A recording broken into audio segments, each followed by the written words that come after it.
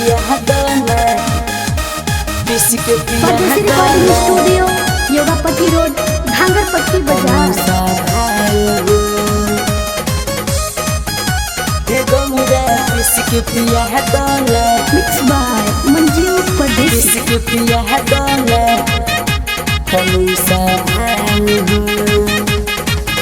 हे गौरा पीस के पिया दाना तनु सा भांग हे गौरा पीस के पिया दाना तनु सा भांग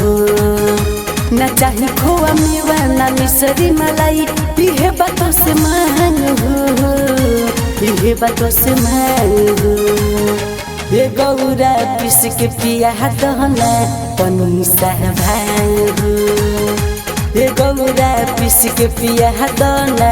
तनु सा भांग हे गौरा पीस के पिया दाना पीस के पिया दाना तनु सा भांग हे गौरा पीस के पिया दाना भांगे धतूरा से मन होला पूरा जिए के हे धारबा काहे तू हरदम रहेलु खिसियायु पहले से ज्यादा सुधारबा अब सुधारबा वैसे न चनिलु सो पत्थर पे भांग पीस न बदल तू रहन न बदल तू रहन हे गौरा पीस के पिया दाना तनु सा भांग हे गौरा पीस के पिया दाना तनु सा भांग हे गौरा पीस के पिया दाना पीस के पिया दाना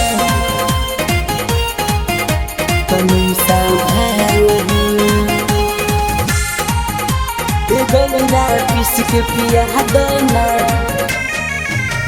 सावन के पावन महीना बयायो करता काहे माना हो जितेंद्र राजा के बाजता गाना सभी भइल दीवाना हो